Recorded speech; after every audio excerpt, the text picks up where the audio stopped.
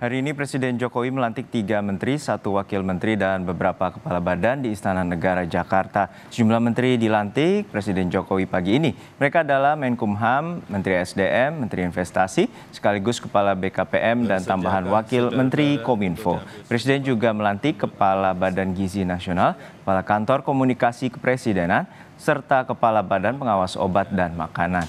Pangkatan menteri, wakil menteri, dan kepala badan diperlukan untuk mempersiapkan dan mendukung transisi pemerintahan agar berjalan dengan baik, lancar, dan efektif.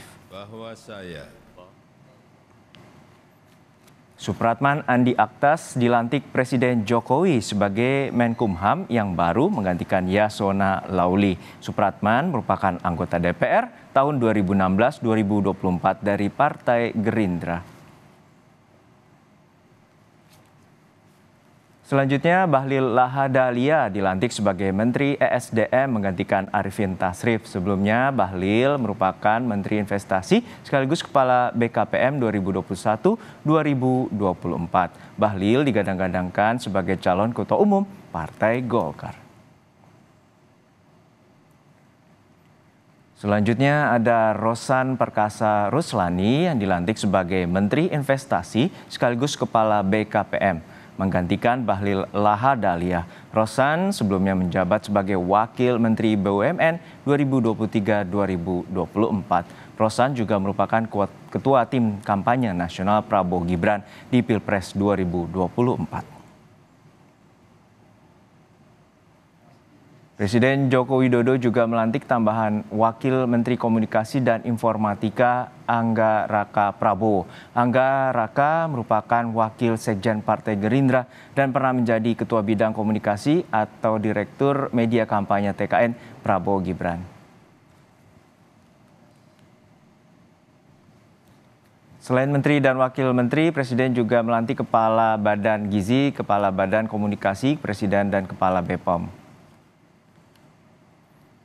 Taruna Ikrar, Kepala BPOM RI, riwayat atau karir Wakil Ketua Pengurus Besar IDI 2000 dan 2003, spesialis laboratorium spesialis di Departemen Anatomi dan Neurobiologi Universitas California. Informasi terkini kita segera bergabung dengan jurnalis Kompas TV Cindy Permadi di Istana Negara Jakarta. Cindy, hingga saat ini bagaimana proses dari reshuffle dan juga apa alasan dari Presiden melakukan reshuffle menteri di 2 bulan terakhir masa jabatannya?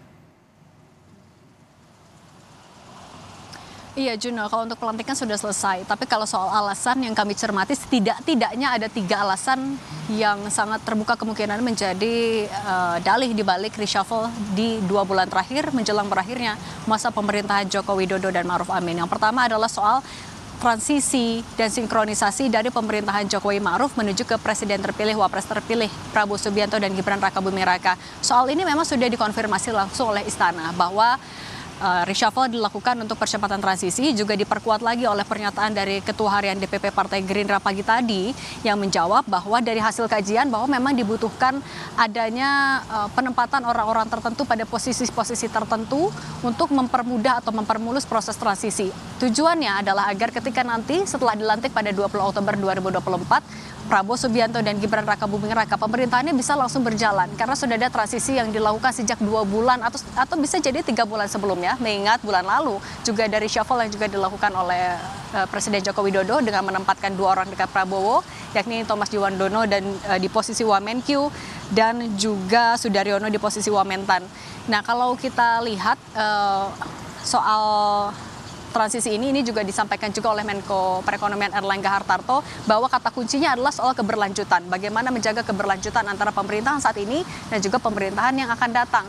Ini juga bisa kita lihat dari komposisi menteri yang dilantik pada hari ini. Misalnya dengan adanya 2 badan baru yang dilantik ada Kepala Badan Gizi Nasional. Ini adalah badan yang memang baru dibentuk oleh Presiden Jokowi pada 15 Agustus lalu, diteken lewat Perpres, yang tujuannya adalah memang untuk mengatur gizi bagi peserta didik, balita, ibu menyusui, dan juga ibu hamil, yang kita tahu sebenarnya ini berkaitan dengan program prioritas dari Presiden terpilih Prabowo Subianto dan juga Gibran Rakabuming Raka.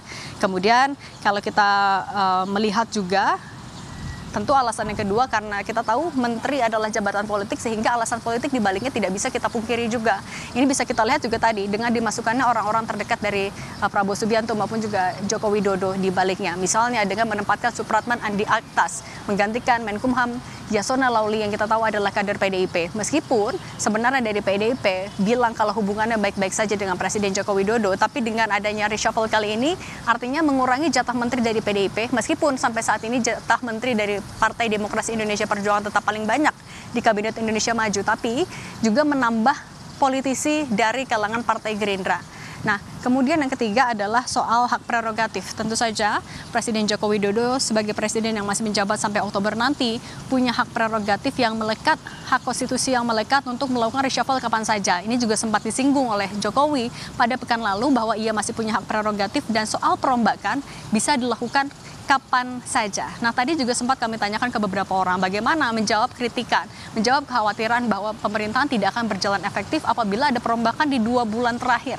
Tapi ini dibantah misalnya oleh Dasko. Tadi ia bilang kalau justru perombakan di 2 bulan terakhir ini dibutuhkan, ditaruh di pos-pos yang strategis yang terkait dengan program dari pemerintah terpilih ke depan, sehingga ya tadi agar nantinya ketika sudah dilantik pemerintahan ke depan bisa berjalan secara lebih efektif dan langsung pada saat itu juga. Begitu juga Rosan misalnya yang dia bilang mau dilantik kapanpun 2 bulan atau bahkan lebih sempit dari itu waktunya, ia akan tetap siap menjalani amanah yang ditugaskan. Memang ada kabar bahwa orang-orang yang dilantik pada hari ini sebenarnya adalah orang-orang yang nantinya juga akan menjabat di pemerintahan atau di kabinet Prabowo Subianto dan Gibran Rakabuming Raka. Memang tidak dijawab secara jelas, hanya dijawab bahwa ya itu nanti adalah hak prerogatif dari presiden terpilih. Tapi nanti kita akan sama-sama lihat apakah betul bahwa demi menjaga transisi ini orang-orang yang akan ditugaskan pada pemerintahan ke depan adalah orang-orang yang saat ini sudah mulai dilakukan atau dilantik sebagai menteri untuk mempermudah proses transisi menuju ke pemerintahan selanjutnya, Juno. Baik, terima kasih atas laporan lengkap Anda, jurnalis Kompas TV, Cindy Permadi dari Istana Negara, Jakarta.